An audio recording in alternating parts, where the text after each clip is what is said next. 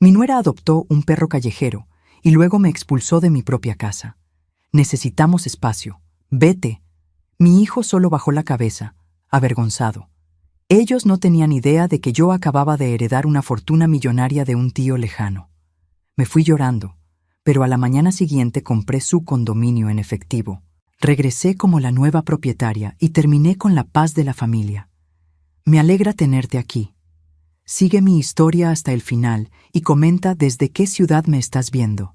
Así podré ver hasta dónde ha llegado mi historia. Me llamo Berta y tengo 64 años. Nunca pensé que a mi edad tendría que contar esta historia, pero aquí estoy, porque a veces la vida te enseña que el dolor más profundo viene de donde menos lo esperas.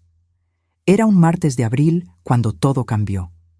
Había amanecido con esa sensación extraña que a veces tenemos las mujeres mayores, como si algo en el aire nos susurrara que las cosas no iban a ser iguales. Me levanté temprano, como siempre, y preparé café para toda la familia. El aroma llenaba la cocina del apartamento en Torre Esmeralda, ese lugar que había sido mi hogar durante los últimos 9 años. Vivía con mi hijo Manuel y su esposa Dalia desde el año 2015. Al principio, cuando Manuel me propuso mudarme con ellos, pensé que era una bendición. Mi esposo había fallecido 2 años antes, y la soledad se había vuelto una compañera pesada en mi pequeño apartamento. «Mamá, ven a vivir con nosotros», me había dicho Manuel con esa sonrisa que heredó de su padre. «Dalia también lo quiere. Seremos una familia de verdad». Qué ingenua fui. Durante esos primeros años, las cosas funcionaron relativamente bien. Dalia, que entonces tenía 33 años, se mostraba cordial conmigo. No cariñosa, pero cordial. Yo me encargaba de la limpieza, cocinaba, ayudaba con las compras. Mi pensión de $800 mensuales la entregaba íntegra para los gastos del hogar. Me sentía útil, parte de algo. Pero con el tiempo, las cosas comenzaron a cambiar de maneras sutiles. Primero fueron los comentarios. «Berta, ¿podrías no usar tanto el baño de la mañana? Manuel necesita prepararse para el trabajo». Luego fueron las restricciones. «El sofá de la sala es nuevo. Mejor siéntate en la silla de la cocina». Después fueron los silencios. Largos, incómodos silencios cuando yo entraba a una habitación donde ellos estaban conversando. Pero esa mañana de abril, mientras revolvía el café y escuchaba el tráfico lejano que subía desde la calle 12 pisos más abajo, no tenía idea de que mi mundo estaba a punto de colapsar. Dalia apareció en la cocina con una expresión que no le había visto antes. Llevaba puesta esa bata de seda rosada que costaba más que mi pensión mensual, y su cabello estaba perfectamente arreglado, aunque apenas eran las 7 de la mañana. Siempre había sido vanidosa, pero esa mañana había algo diferente en sus ojos. Una dureza que me hizo sentir incómoda. «Berta», me dijo sin siquiera los buenos días, «tenemos que hablar». Dejé la cuchara sobre la mesa. «¿Pasa algo, mija?» «Sí, pasa algo». Se cruzó de brazos y me miró como si yo fuera un problema que había estado posponiendo resolver. «Ayer adopté un perro». Me quedé esperando que continuara, porque esa frase no parecía requerir una conversación seria. «Ah, qué bonito. ¿De qué raza?» «Es un pastor alemán. Lo encontré en la calle. Estaba muy mal. Lo llevé al veterinario y me dijeron que necesita cuidados especiales, un espacio amplio para recuperarse». Asentí, sin entender hacia dónde iba la conversación. «Claro, los animales necesitan». «El apartamento es muy pequeño para todos», me interrumpió. Su voz era fría, calculada. «Y el perro necesita el cuarto donde tú duermes». Sentí como si me hubieran dado una bofetada. «¿Perdón? Lo que oyes. El cuarto de servicio donde duermes es perfecto para él. Tiene ventana, es silencioso y está cerca de la cocina para sus comidas». Me quedé mirándola, esperando que dijera que era una broma, pero Dalia no bromeaba nunca. «¿Y yo dónde dormiría?» «Ese es el punto, Berta. Ya no puedes quedarte aquí. Necesitamos el espacio». Las palabras cayeron sobre mí como piedras. Durante unos segundos no pude procesar lo que acababa de escuchar. «¿Me estás echando por un perro?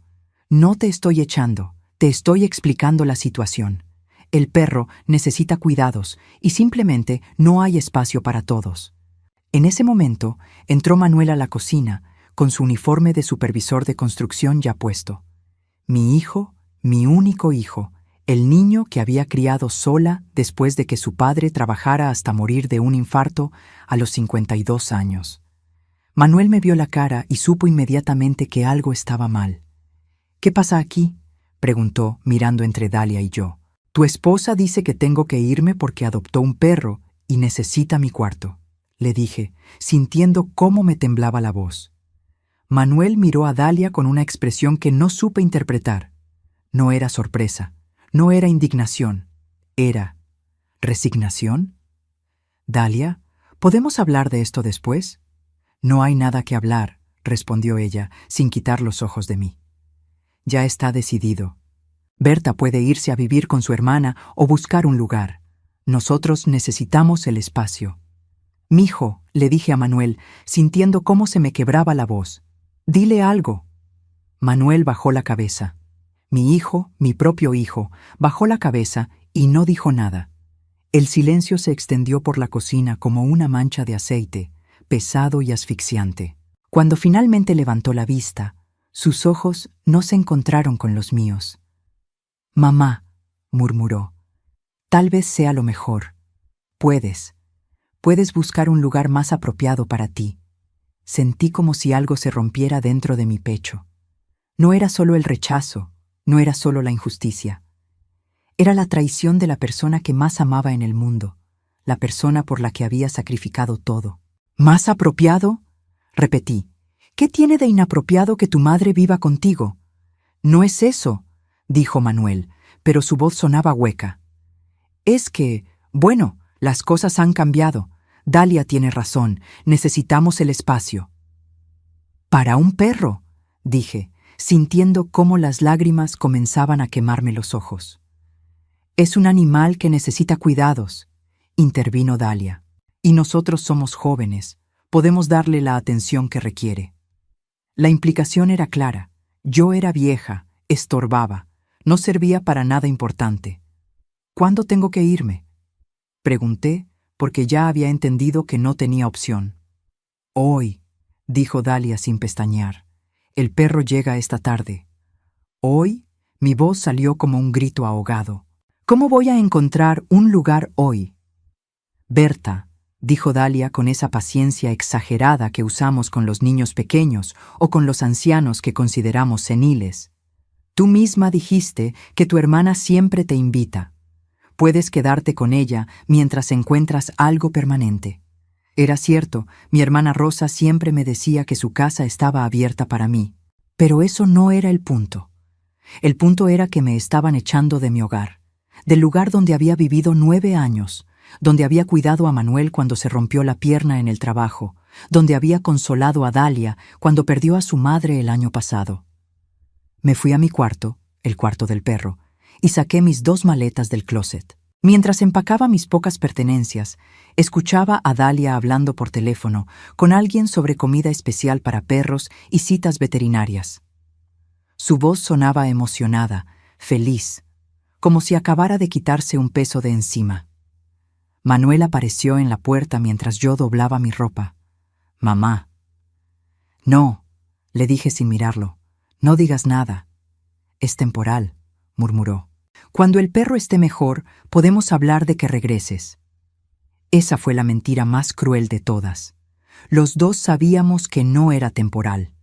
Los dos sabíamos que Dalia había encontrado la excusa perfecta para deshacerse de mí, y que él había elegido el camino fácil. Terminé de empacar en silencio. Cuando cerré las maletas, Manuel seguía parado en la puerta, como un niño esperando perdón por algo terrible que había hecho. «Las llaves», me dijo Dalia cuando salí del cuarto, extendiendo la mano. Le entregué las llaves del apartamento, las llaves de 9 años de mi vida. Cuando nuestras manos se tocaron, sentí lo frías que estaban las suyas. «Puedes visitarnos cuando quieras», dijo, pero ambas sabíamos que esa era otra mentira. Manuel cargó mis maletas hasta el ascensor. En el lobby de mármol frío, Me abrazó torpemente. «Te llamo esta noche», murmuró contra mi oído. «No lo hagas», le respondí. «Ya elegiste». Subí al taxi que había llamado y le di la dirección de Rosa. Mientras el auto se alejaba de Torre Esmeralda, vi a Manuel parado en la entrada del edificio, con las manos en los bolsillos, viéndome partir. Pero no salió corriendo detrás del taxi, no cambió de opinión. Solo se quedó ahí, inmóvil, dejándome ir.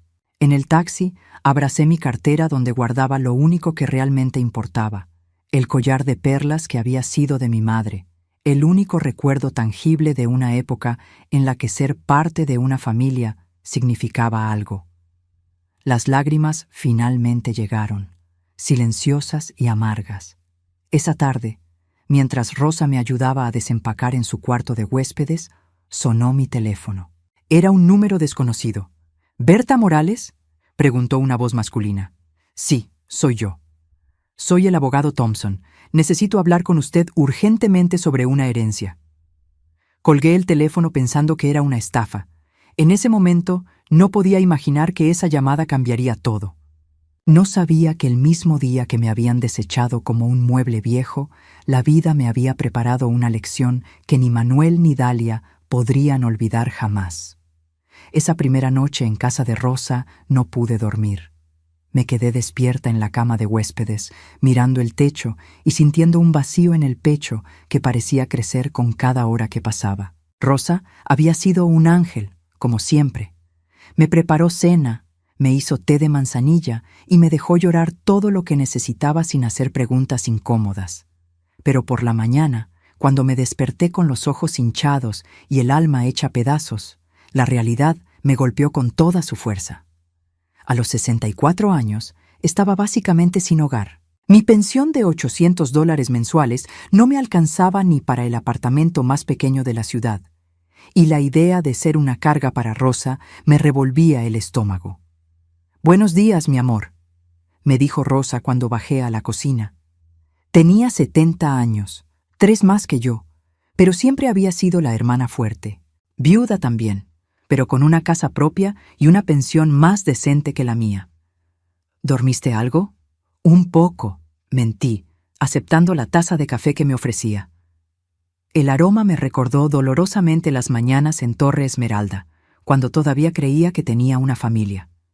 «Berta», me dijo Rosa, sentándose frente a mí con esa expresión seria que ponía cuando iba a decir algo importante.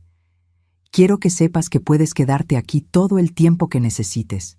Esta es tu casa también». Se me llenaron los ojos de lágrimas otra vez. «Rosa, no puedo abusar de tu bondad así». «No es bondad, es familia, la familia de verdad». Esas palabras me dolieron más de lo que Rosa pudo imaginar, porque me recordaron lo que acababa de perder, o más bien, lo que acababa de descubrir que nunca había tenido realmente. Alrededor de las 10 de la mañana sonó el teléfono de Rosa. Era para mí. «¿Señora Berta Morales?», preguntó la misma voz masculina del día anterior. «Sí, ¿quién habla?» «Soy James Thompson, abogado especializado en sucesiones. Ayer traté de comunicarme con usted, pero creo que colgó». «Pensé que era una estafa», admití. «Lo entiendo perfectamente. Señora Morales, necesito que venga a mi oficina lo antes posible. Se trata de una herencia dejada por su tío, Esteban Morales». El corazón se me detuvo. ¿Mi tío Esteban? Así es. Falleció el mes pasado en Phoenix, Arizona. ¿Puede venir hoy? Es un asunto que requiere atención inmediata. El tío Esteban. No había hablado con él en más de 15 años. Era el hermano mayor de mi difunto esposo, un hombre solitario que había emigrado a Estados Unidos en los años 80 y del que sabíamos muy poco. Las pocas veces que hablé con él por teléfono, sonaba distante, ocupado. Nunca se casó, nunca tuvo hijos. Pensé que me había olvidado por completo. ¿Está seguro de que se trata de mí?, pregunté, sin poder creer lo que estaba escuchando. Completamente seguro. Su nombre aparece como única beneficiaria en el testamento. Señora Morales, ¿podría estar aquí a las 2 de la tarde? Le di la dirección de Rosa y colgué el teléfono con las manos temblorosas. «¿Qué pasa?», me preguntó Rosa, que había estado escuchando toda la conversación con cara de preocupación. Al parecer, mi cuñado Esteban murió y me dejó algo en herencia. Rosa frunció el ceño. ¿Esteban? ¿El que se fue a Arizona? El mismo. Ay, Dios mío. ¿Y qué crees que te haya dejado? No tengo idea, respondí, aunque en el fondo temía que fuera solo un gesto simbólico. Tal vez algunos muebles viejos o unos pocos cientos de dólares. El tío Esteban nunca había parecido especialmente próspero en las conversaciones telefónicas que habíamos tenido años atrás. Pero algo me decía que debía ir. Tal vez era la curiosidad, o tal vez era la necesidad desesperada de aferrarme a cualquier cosa que pudiera darle sentido a mi vida en ese momento. Me arreglé lo mejor que pude con la poca ropa que tenía y tomé un taxi hasta el centro de la ciudad. La oficina del abogado Thompson estaba en un edificio corporativo, en el piso 15. Mientras subía en el ascensor, sentía cómo me sudaban las palmas de las manos.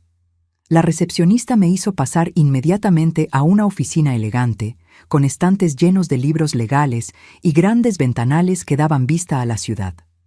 El señor Thompson era un hombre de unos 50 años, calvo, con lentes pequeños y una sonrisa amable.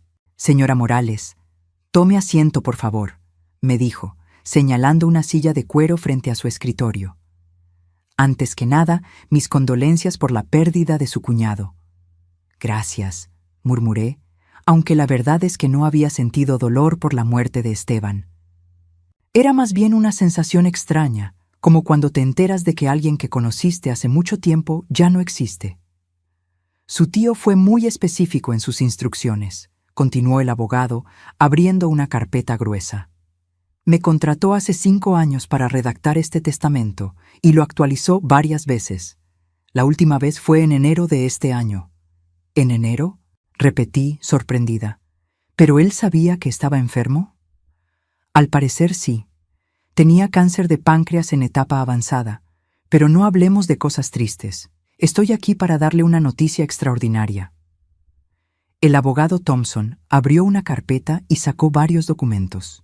Su expresión era seria, pero había un brillo en sus ojos que no sabía cómo interpretar. «Señora Morales», me dijo, mirándome directamente a los ojos, «su tío Esteban le ha dejado su patrimonio completo». «¿Qué significa eso exactamente?» «Significa que usted acaba de heredar $2.800.000. El mundo se detuvo. Literalmente sentí como si el tiempo se hubiera congelado alrededor de mí. ¿Perdón? $2.800.000, repitió el abogado con una sonrisa.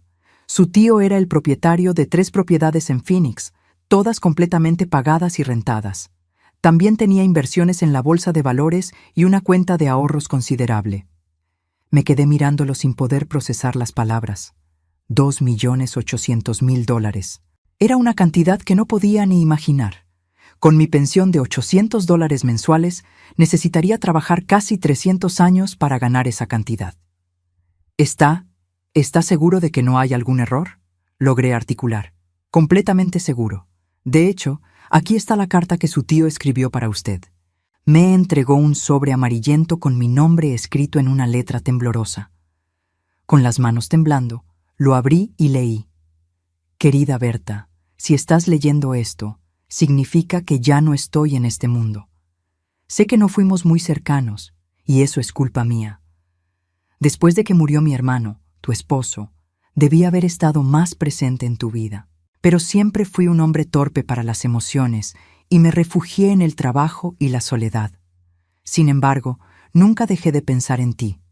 Sé lo duro que has trabajado, sé los sacrificios que hiciste por Manuel. Espero que este dinero te permita vivir los años que te quedan con la dignidad que siempre mereciste.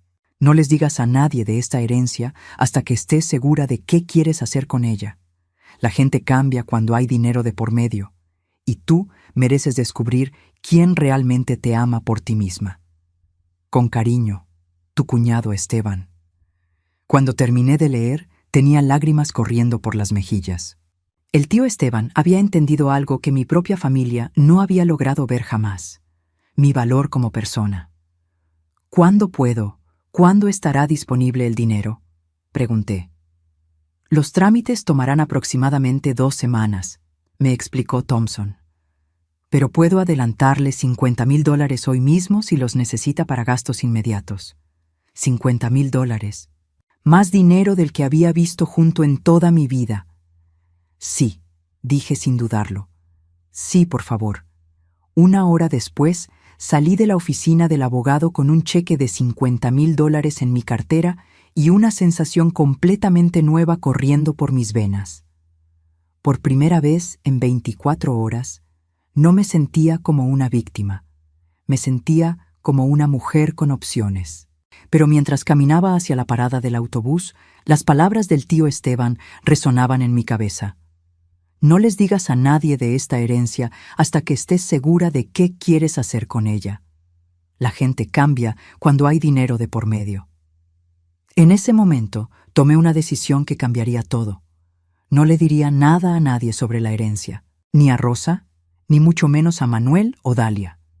Primero quería ver cómo se comportaban conmigo cuando creían que era solo una vieja sin recursos. Quería descubrir quién era realmente mi familia. Esa noche, cuando Rosa me preguntó cómo había ido la cita con el abogado, le mentí. Era muy poco, le dije. Unos cuantos cientos de dólares y algunos muebles viejos. Tendré que vender todo. Rosa asintió con comprensión. Bueno, al menos es algo. Pero no era algo. Era todo. Era poder. Era libertad. Y sobre todo, era la oportunidad de descubrir qué clase de personas habían sido realmente Manuel y Dalia cuando me echaron de casa por un perro. Durante los siguientes días esperé. Manuel no llamó, como había prometido. Dalia no envió ni un mensaje preguntando cómo estaba. Era como si hubiera desaparecido de sus vidas sin dejar rastro. El 5.º día, finalmente Manuel me mandó un mensaje de texto. «Hola, mamá. ¿Cómo estás? El perro está bien. Ya se adaptó al cuarto». El cuarto, mi cuarto. El lugar donde había dormido durante 9 años había sido reemplazado por un animal en menos de una semana. Le respondí. «Estoy bien. Gracias por preguntar». No hubo más mensajes. Fue entonces cuando decidí investigar un poco más sobre la situación de Manuel y Dalia. Si iba a usar mi nueva posición de poder, necesitaba información. Una tarde, mientras Rosa estaba en el supermercado, llamé a una vieja amiga que trabajaba en el banco donde Manuel tenía su cuenta. «Berta», me dijo María Elena, cuando le expliqué que necesitaba información sobre la situación financiera de mi hijo. «No debería contarte esto, pero sé que estás preocupada por él». «¿Qué pasa, María Elena?» «Manuel está en problemas serios. Debe más de $150,000 en tarjetas de crédito y préstamos personales. Hace 3 meses que no paga la cuota completa del apartamento». Se me heló la sangre. ¿Tan malo está? Peor. El administrador del condominio me comentó que si no se pone al día pronto, van a iniciar proceso de desalojo. Colgué el teléfono con una mezcla de emociones que no sabía cómo procesar. Mi hijo estaba en la ruina financiera y aún así había elegido echarme de casa. ¿Habría sido idea de Dalia para no tener que gastar dinero en mí? ¿O realmente había preferido un perro a su propia madre? Esa noche me acosté con una sonrisa que no había sentido en días, porque acababa de darme cuenta de algo. Tenía el poder de salvar a Manuel si quería. Pero primero, él tendría que aprender algunas lecciones muy importantes sobre el valor de la familia. Y yo tenía el dinero perfecto para enseñárselas. Pasaron 2 semanas desde que me enteré de la herencia, y durante esos 14 días me convertí en una mujer completamente diferente. No por fuera, seguía siendo la misma Berta de 64 años, con el cabello gris y las manos arrugadas por años de trabajo. Pero por dentro, algo fundamental había cambiado. Por primera vez en mi vida adulta, tenía poder real. El dinero ya estaba disponible en mi nueva cuenta bancaria. $2,800,000. Una cifra que seguía pareciéndome irreal cada vez que revisaba mi estado de cuenta en línea.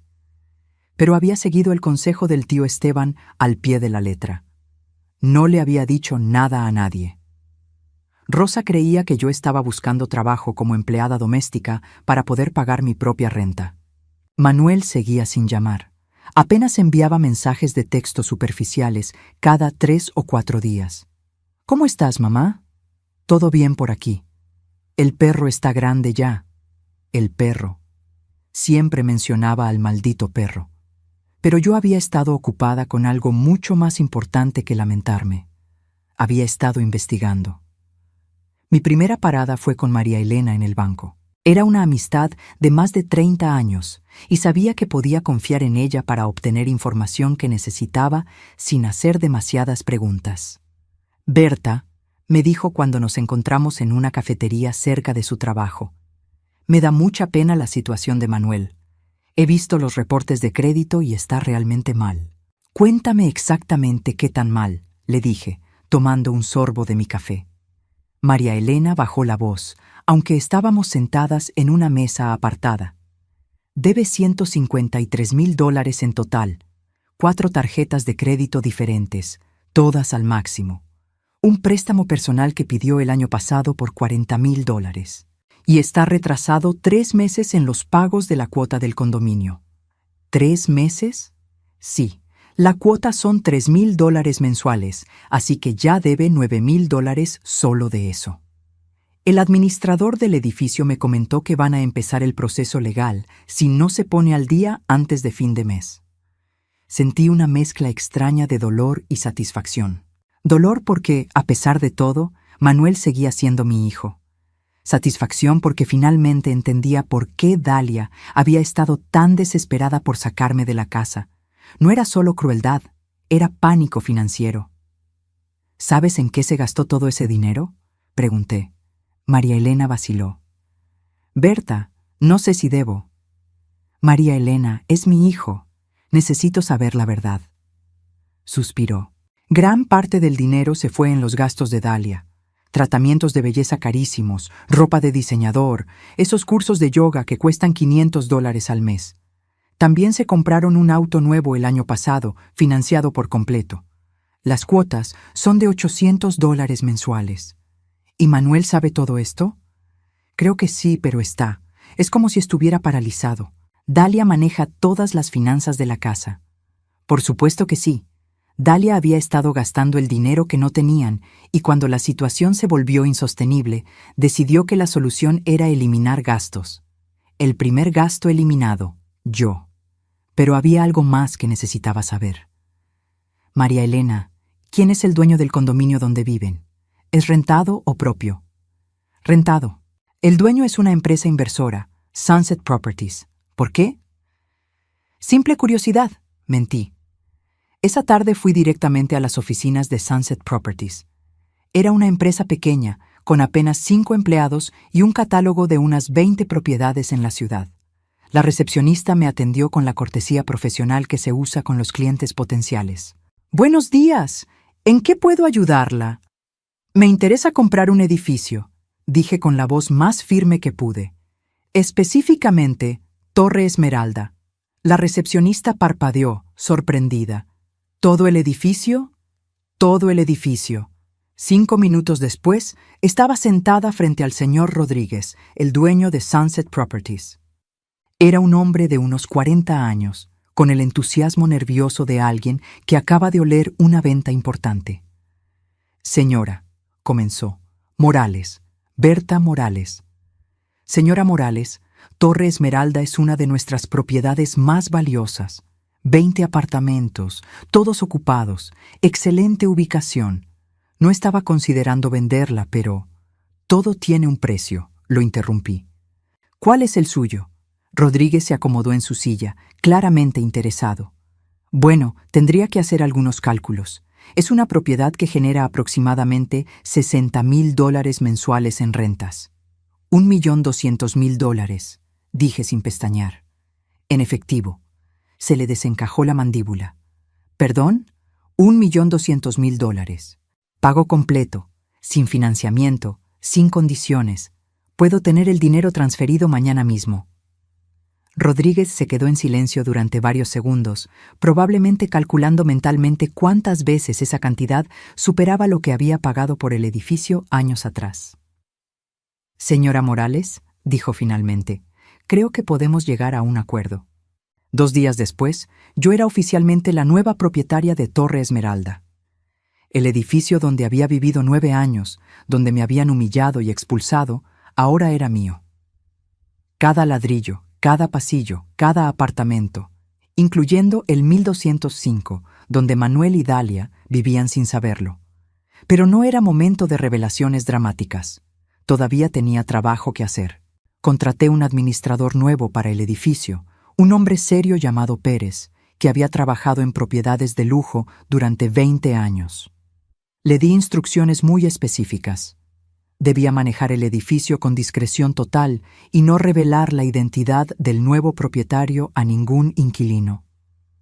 ¿Qué hago con los inquilinos que están atrasados en el pago? Me preguntó durante nuestra primera reunión en su oficina. ¿Cuáles inquilinos están atrasados? Pregunté, aunque ya sabía la respuesta. Pérez revisó sus archivos. El apartamento 1205, los señores Díaz, deben 3 meses de renta, $9,000 en total.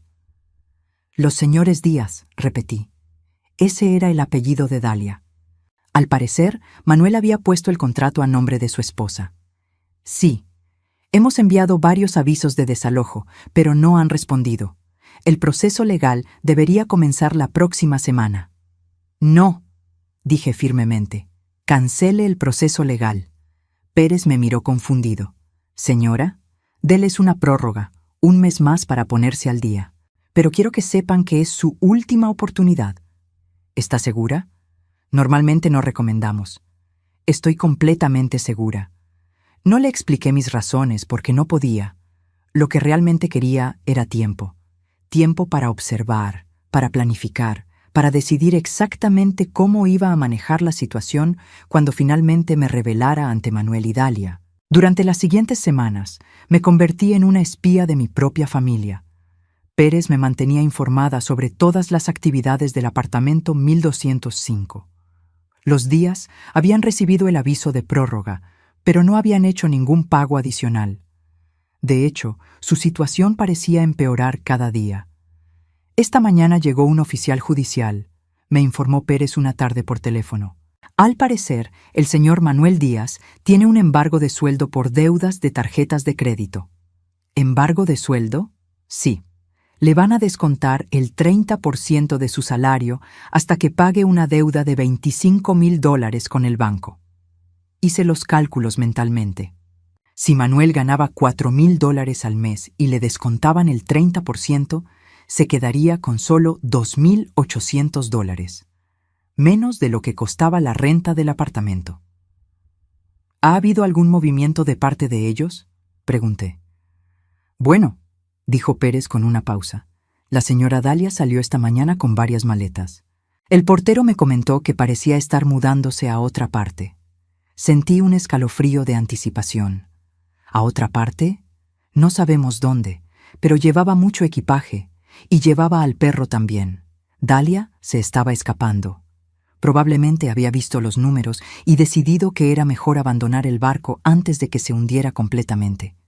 Pero ¿qué pasaría con Manuel? Esa noche no pude dormir. No por angustia esta vez, sino por expectación. Algo me decía que las cosas estaban llegando a un punto de quiebre, y yo necesitaba estar lista.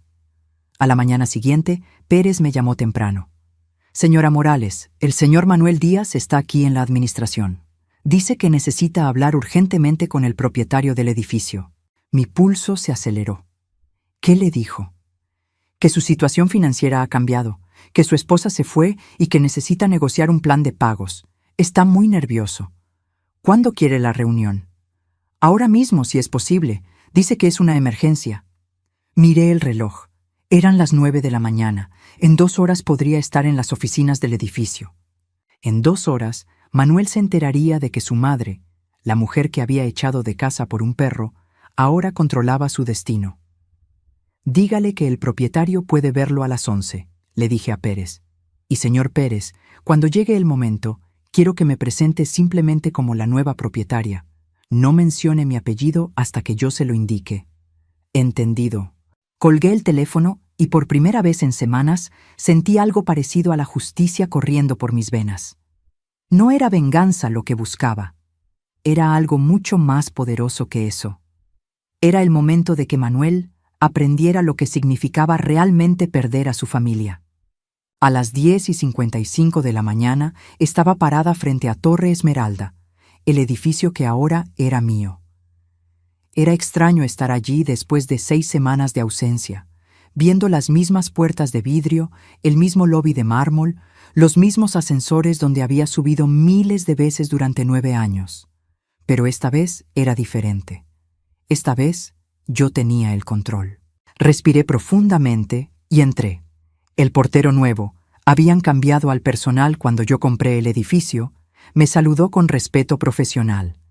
No me reconoció, por supuesto. Para él, yo era simplemente una señora mayor bien vestida que tenía cita con la administración. Subí al piso administrativo, que estaba en el segundo nivel.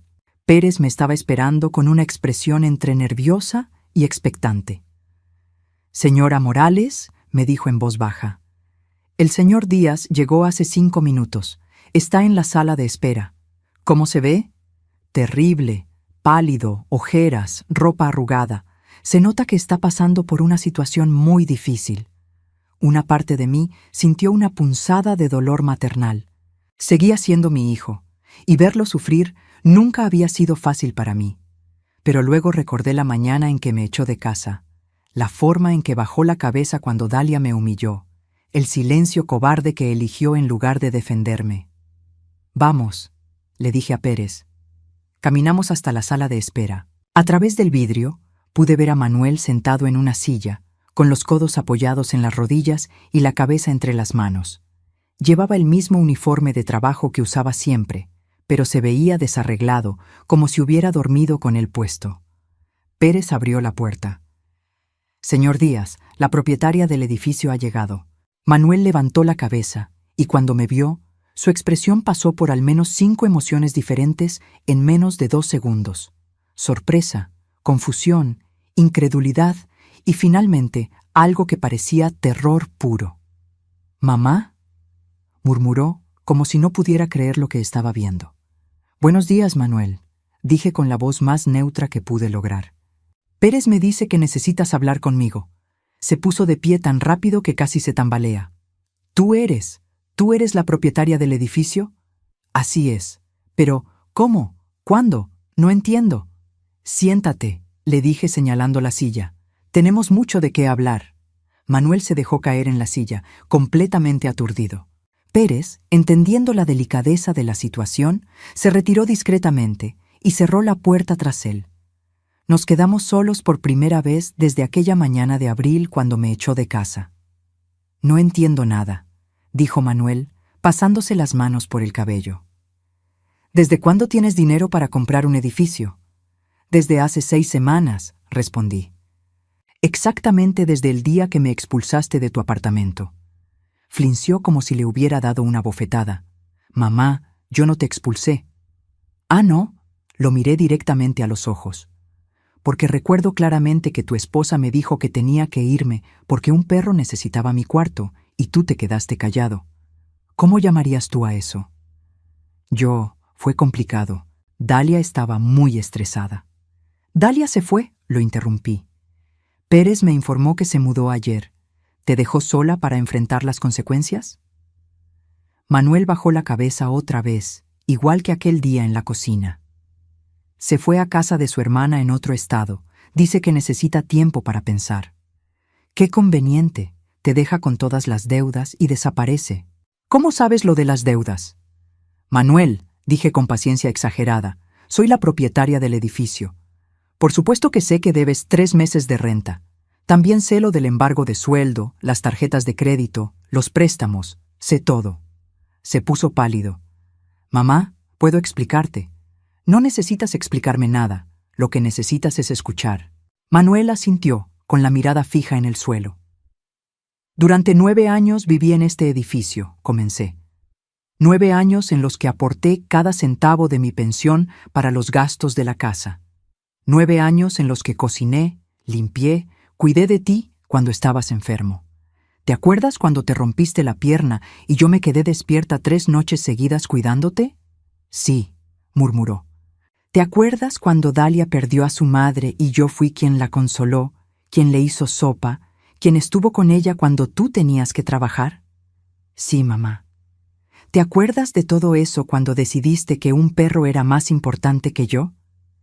Manuel levantó la cabeza y pude ver lágrimas en sus ojos. Mamá, lo siento tanto. No sabes cuánto me arrepiento. ¿Te arrepientes porque me trataste mal o te arrepientes porque ahora resulta que tengo poder? La pregunta lo dejó sin palabras. Lo vi luchar internamente, tratando de encontrar la respuesta correcta. No lo sé, admitió finalmente. Supongo que las dos cosas. Al menos era honesto. Manuel, le dije, inclinándome hacia adelante, ¿sabes cuánto dinero heredé? No. $2.800.000. Los ojos se le abrieron como platos. ¿Qué? El tío Esteban, el hermano de tu padre, me dejó todo su patrimonio. $2.800.000, que por cierto, podrían haber resuelto todos tus problemas financieros si hubieras sido el hijo que yo creí que eras. Mamá, por favor, no he terminado. Con ese dinero compré este edificio. $1.200.000 en efectivo. ¿Sabes lo que eso significa? Manuel negó con la cabeza. Significa que ahora yo decido si sigues viviendo aquí. Significa que yo decido si inicio proceso de desalojo o si te doy una oportunidad. Significa que tu destino está en mis manos, exactamente como el mío estuvo en las tuyas hace 6 semanas. ¿Me vas a echar?, preguntó con voz temblorosa. Esa es una pregunta muy interesante, dije, poniéndome de pie, porque es exactamente la misma pregunta que yo debería haberte hecho cuando Dalia decidió que un perro era más valioso que tu madre. Mamá, por favor, dame una oportunidad de arreglar las cosas. ¿Qué cosas quieres arreglar, Manuel? ¿La humillación? ¿Los 9 años de sacrificios que ignoraste? ¿El hecho de que elegiste a una mujer manipuladora por encima de la persona que te dio la vida? Todo, dijo, levantándose también. Quiero arreglar todo. Sé que metí la pata horrible. Sé que no te defendí como debería. Sé que fui un cobarde. ¿Y qué te hace pensar que mereces una segunda oportunidad? Nada, respondió, y su honestidad me sorprendió. No merezco nada, pero te estoy pidiendo que me la des de todas formas. Nos quedamos mirando por varios segundos. Mi hijo, el hombre de 39 años que había criado sola después de quedar viuda, estaba frente a mí completamente quebrado, sin esposa, sin dinero, sin hogar seguro, sin dignidad. Exactamente como yo me había sentido hace 6 semanas. ¿Sabes qué es lo que más me duele, Manuel? No. No es que me echaras, es que ni siquiera tuviste la decencia de luchar por mí. Ni una sola palabra en mi defensa, ni una sola vez me dijiste que lo que Dalia estaba haciendo estaba mal. Tienes razón, dijo con la voz quebrada. Fui un cobarde total. ¿Y por qué debería perdonar a un cobarde? Porque soy tu hijo, respondió, y por primera vez en toda la conversación me miró directamente a los ojos. Porque a pesar de todo lo que hice, sigue corriendo tu sangre por mis venas. Y porque si no me perdonas, no solo voy a perder mi hogar, voy a perder a mi madre para siempre. Sentí como se me movía algo dentro del pecho. No era perdón, no todavía, pero era algo. Está bien, le dije finalmente. Te voy a dar una oportunidad, pero no va a ser gratis y no va a ser fácil. Lo que sea, dijo inmediatamente. Primero, vas a pagarme los 3 meses de renta que debes. $9.000. Mamá, yo no tengo. No he terminado.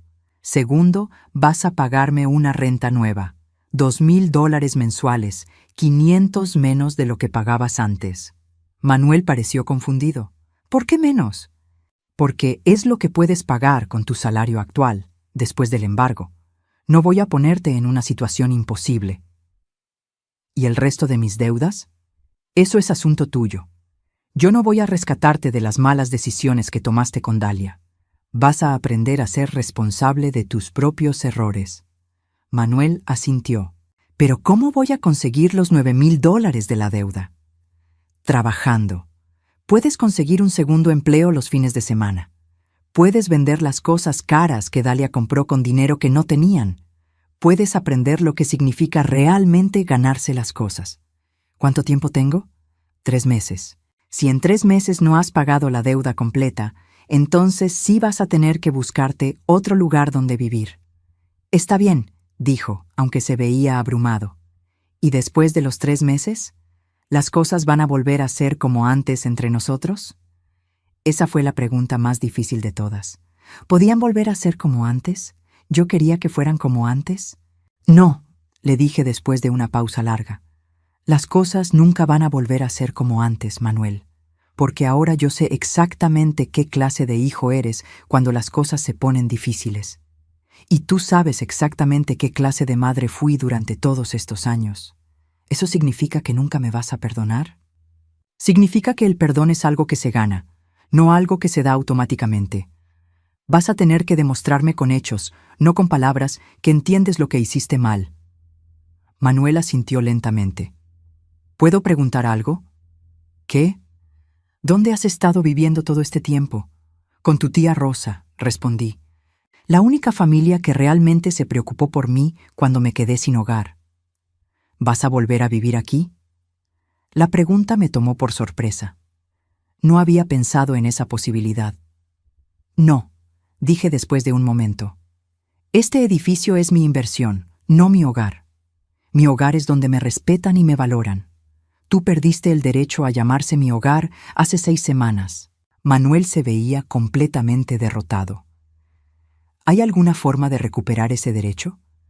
Tal vez, respondí, pero va a tomar mucho más que 3 meses y $9,000. Va a tomar años de demostrar que aprendiste la lección. Se quedó callado por un largo rato, procesando todo lo que acababa de pasar. ¿Puedo hacer una pregunta más? Dijo finalmente. Última. ¿Qué pasó con el perro? La pregunta me hizo sonreír por primera vez en toda la conversación. No de alegría, sino de ironía amarga. Dalia se lo llevó, respondí. Al parecer, el perro que era más importante que tu madre también era más importante que tú. Y con esa respuesta, le demostré a Manuel algo que había aprendido durante estas 6 semanas de libertad. Que las decisiones siempre tienen consecuencias, y que a veces esas consecuencias tardan años en llegar. Pero cuando llegan, lo cambian todo para siempre. 3 semanas habían pasado desde mi confrontación con Manuel, y para mi sorpresa, estaba cumpliendo con sus obligaciones. Había conseguido un trabajo de medio tiempo los fines de semana en una ferretería, y ya había pagado $1,500 de su deuda.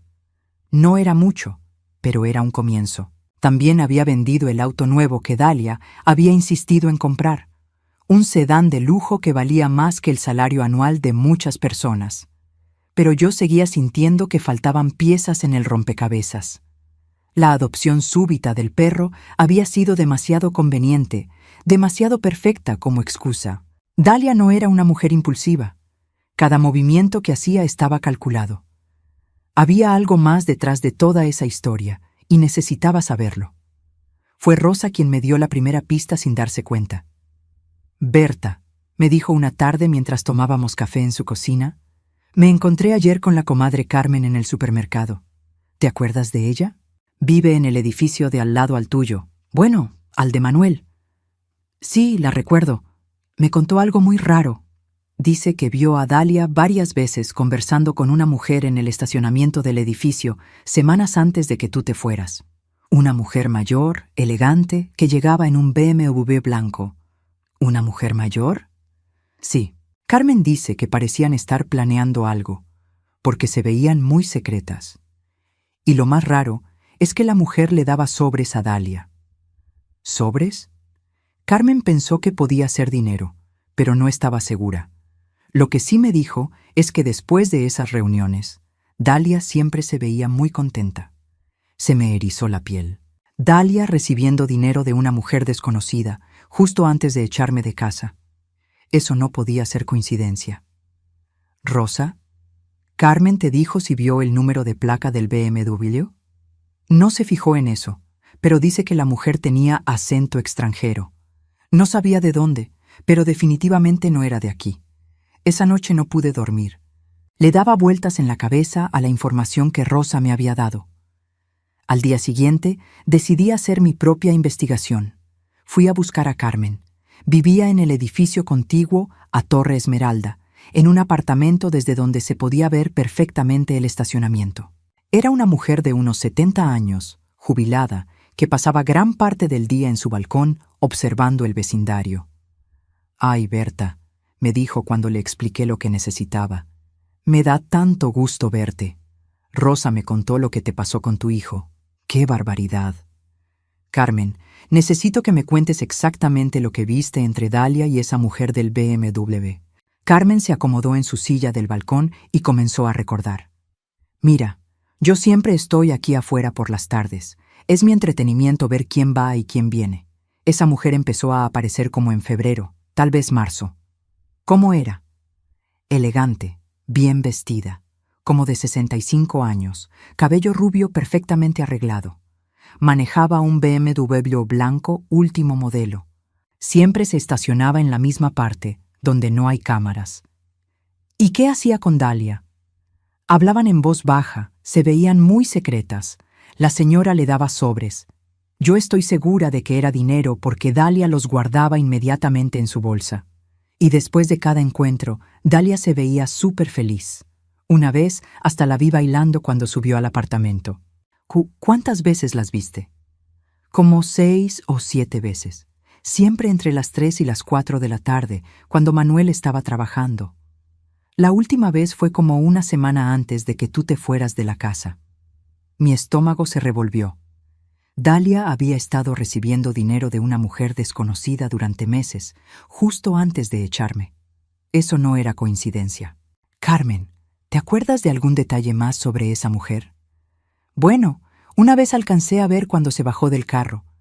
Era muy alta, usaba zapatos caros y tenía una cicatriz pequeña aquí. Se tocó la mejilla izquierda. Y hablaba raro, como europea. ¿Europea? Sí, como francesa o italiana. No sé exactamente, pero tenía acento. Le agradecí a Carmen y me fui con más preguntas que respuestas. Pero tenía la sensación de que estaba cerca de descubrir algo importante. Esa tarde llamé a Pérez, el administrador del edificio. Necesito que revise las cámaras de seguridad de febrero y marzo, específicamente las del estacionamiento. ¿Busca algo específico? Un BMW blanco, una mujer mayor. Quiero saber quién es y por qué se reunía con Dalia. 2 días después, Pérez me llamó. Señora Morales, encontré lo que buscaba. Tengo las imágenes y algo más que creo que le va a interesar. ¿Qué encontró? La placa del BMW está registrada a nombre de Beatriz Holguín, pero no es eso lo más interesante. Resulta que la señora Holguín llamó hace 3 meses a la administración anterior preguntando sobre la disponibilidad de apartamentos en el edificio. ¿Quería comprar? No exactamente. Según las notas que encontré, preguntó específicamente sobre el apartamento 1205, el de su hijo. Se me heló la sangre. ¿Preguntó específicamente por ese apartamento? Sí. Y cuando le dijeron que estaba ocupado, preguntó cuándo se vencía el contrato y si había alguna forma de que los inquilinos se fueran antes. Hijo de...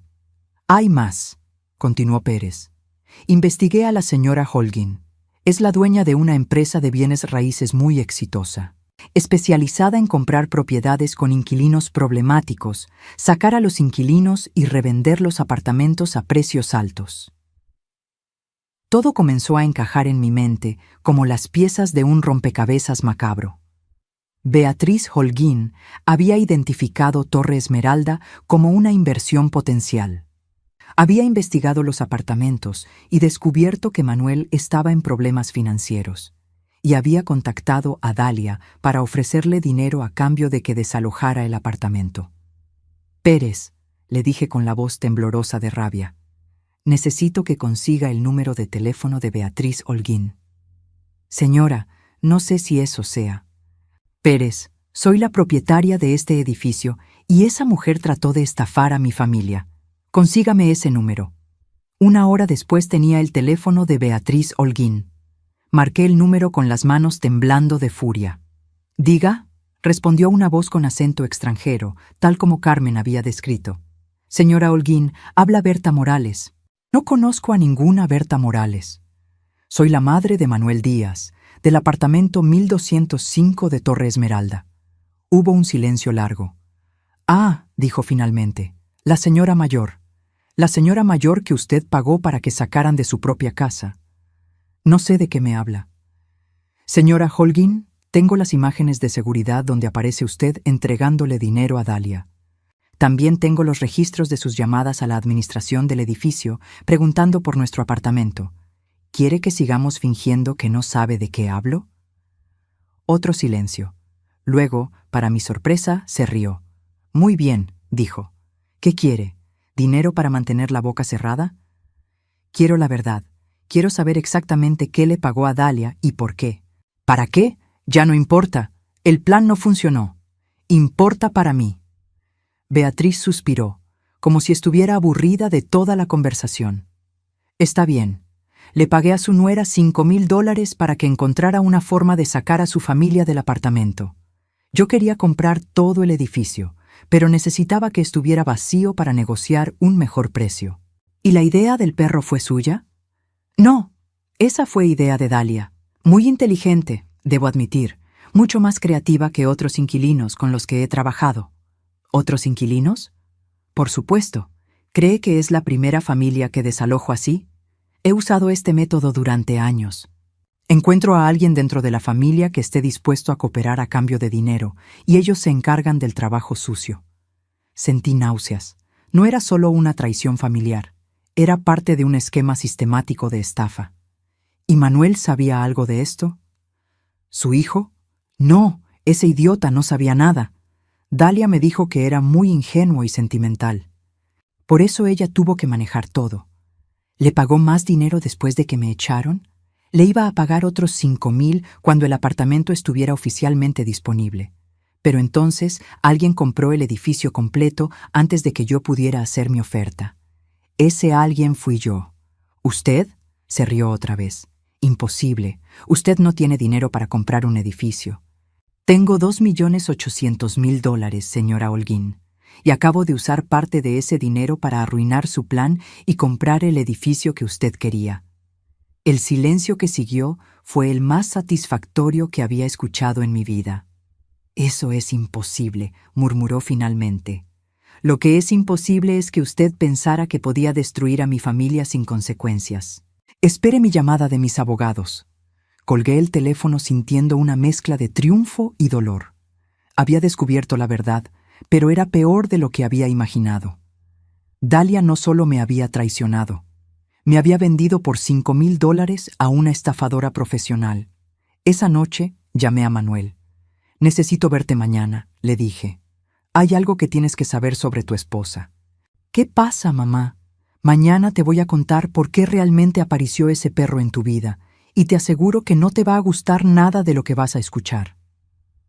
Al día siguiente, cuando le conté a Manuel toda la verdad sobre el plan de Dalia y Beatriz Holguín, mi hijo se desplomó en una silla y se puso a llorar como no lo había visto llorar desde que era niño. $5,000, repetía entre sollozos. Me vendió por $5,000. No, le dije sentándome junto a él. Nos vendió a los dos, pero cometió un error. No sabía con quién se estaba metiendo. Manuel levantó la cabeza, con los ojos rojos. ¿Qué vas a hacer? Lo que debería haber hecho desde el principio, respondí. Proteger a mi familia, pero esta vez voy a hacer las cosas a mi manera. Y por primera vez en meses, vi algo en los ojos de Manuel que no había visto desde que era niño. Respeto verdadero por su madre. 6 meses habían pasado desde aquel día de abril cuando Dalia me echó de casa para darle mi cuarto a un perro. Era octubre ahora, y mientras miraba por la ventana de mi nuevo apartamento, un hermoso penthouse que había comprado en el mejor barrio de la ciudad, apenas podía creer todo lo que había cambiado. Manuel había pagado completamente su deuda. Los $9,000 que debía de renta, más los intereses que le había cobrado. Pero más importante que el dinero era la transformación que había visto en él durante estos meses. Trabajaba 6 días a la semana, Había aprendido a cocinar sus propias comidas y por primera vez en años tomaba sus propias decisiones sin que una mujer las tomara por él. Dalia había regresado a la ciudad 3 veces tratando de reconciliarse con él. La primera vez, Manuel me llamó desesperado pidiendo consejo. «¿Qué hago, mamá? Dice que me ama, que todo fue un malentendido. ¿Tú qué sientes?», le pregunté. «No sé, estoy confundido». «Manuel», le dije con paciencia, ¿a ti te parece normal que tu esposa te haya vendido por $5,000? ¿Te parece normal que haya abandonado a su familia para irse con su hermana cuando las cosas se pusieron difíciles? No, admitió. Entonces, ya tienes tu respuesta. La segunda vez que Dalia apareció, Manuel ya no me llamó pidiendo consejo. La tercera vez, ni siquiera me contó que había venido. Era un hombre diferente, y yo estaba orgullosa de la persona en la que se estaba convirtiendo. Beatriz Holguín había desaparecido de nuestras vidas después de que mis abogados le enviaran una carta explicándole que tenía evidencia de fraude inmobiliario y conspiración.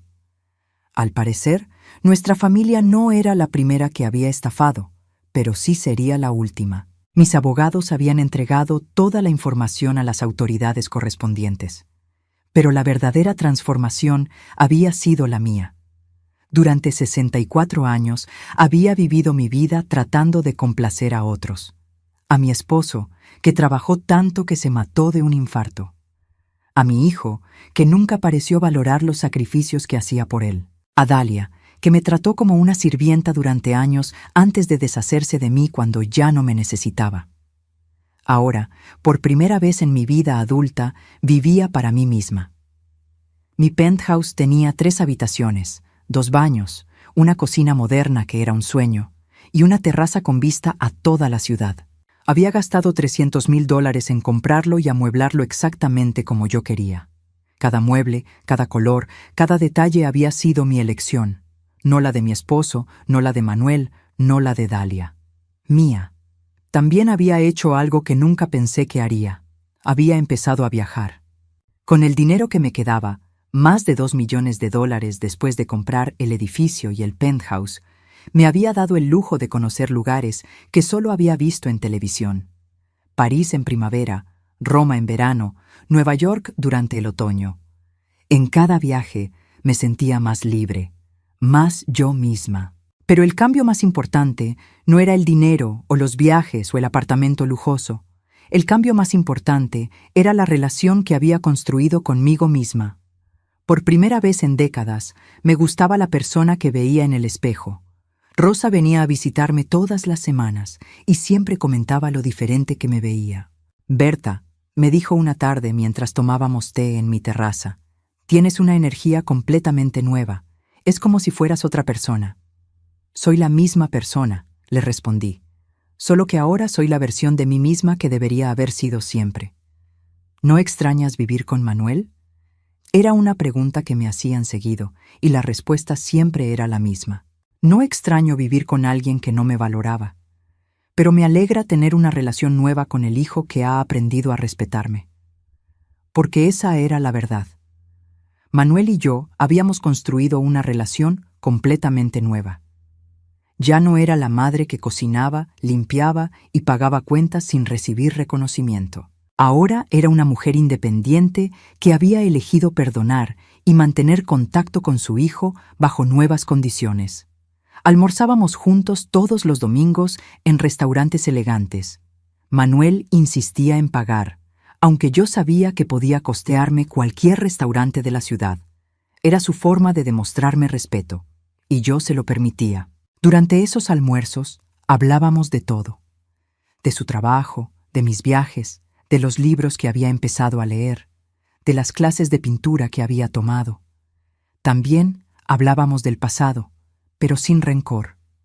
Manuel había aprendido a reconocer sus errores sin que yo tuviera que recordárselos constantemente. «¿Mamá?», me dijo en uno de nuestros almuerzos dominicales.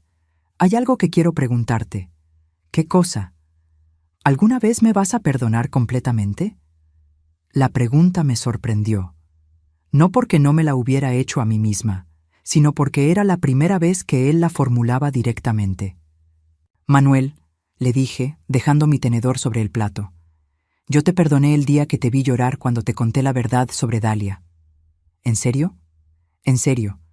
Lo que pasa es que perdonar no significa olvidar, ni significa volver a ser la misma persona que era antes. ¿Y eso está bien? Está perfecto, porque la persona que era antes permitía que la trataran mal. La persona que soy ahora no.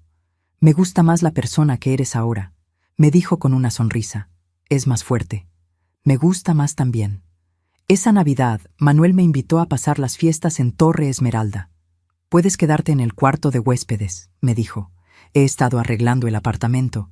Ya no se parece en nada a cómo era cuando Dalia vivía ahí. Gracias por la invitación, le respondí. Pero ya tengo planes. ¿Así? ¿Vas a viajar otra vez? No. Rosa y yo vamos a pasar Navidad en mi penthouse. Vamos a cocinar juntas, ver películas viejas y brindar por el año que cambió nuestras vidas. Ah, dijo, y noté una sombra de decepción en sus ojos. Pero, continué, te invito a que vengas a cenar con nosotras en Nochebuena, si quieres. Su cara se iluminó. ¿En serio? En serio, pero hay una condición. ¿Cuál? Tú cocinas. Ya es hora de que aprendas a hacer algo más que sándwiches. Se rió. Trato hecho. Esa Nochebuena, mientras veía a Manuel en mi cocina preparando la cena para las 3, me di cuenta de algo sorprendente. Era feliz. Completamente, genuinamente feliz. No de la forma dependiente en que había buscado la felicidad antes, tratando de complacer a otros para sentirme valiosa. Era feliz de una forma autosuficiente, segura, que venía de adentro. Después de la cena, cuando Rosa y Manuel estaban lavando los platos juntos y discutiendo sobre fútbol, salí a mi terraza. La ciudad se extendía ante mí, llena de luces navideñas.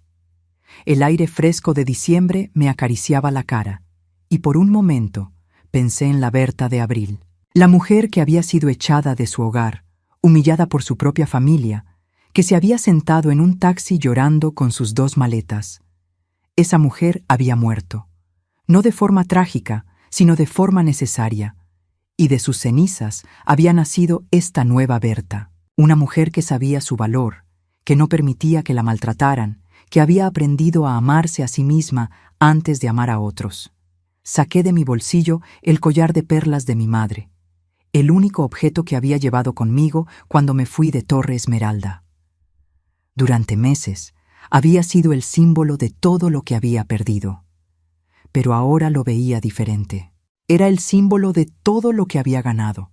Dignidad, independencia, autorrespeto. Me lo puse alrededor del cuello y sonreí. A los 64 años había aprendido la lección más importante de mi vida. Que la familia no es solo la gente que comparte tu sangre. La familia son las personas que te respetan, te valoran y eligen estar contigo no por obligación, sino por amor genuino. Manuel había ganado de vuelta su lugar en mi vida, pero bajo mis términos. Rosa siempre había sido familia de verdad. Y yo, por primera vez, era mi propia mejor amiga. Desde la cocina escuché las risas de Manuel y Rosa y sonreí. En unos minutos volvería adentro, me uniría a su conversación y continuaríamos construyendo memorias nuevas. Pero por ahora me quedé en mi terraza, respirando el aire libre, sabiendo que nunca más tendría que mendigar amor o respeto. Lo había perdido todo para ganarlo todo, y valía cada lágrima que había derramado en el proceso. El perro, por cierto, había terminado en un refugio de animales 2 semanas después de que Dalia se fuera de la ciudad. Al parecer, cuando las cosas se pusieron difíciles para ella también, descubrió que cuidar un animal era trabajo, y ella nunca había sido buena para eso. Pero esa es otra historia. Esta historia es mía, y por primera vez en mi vida, tiene el final que yo elegí.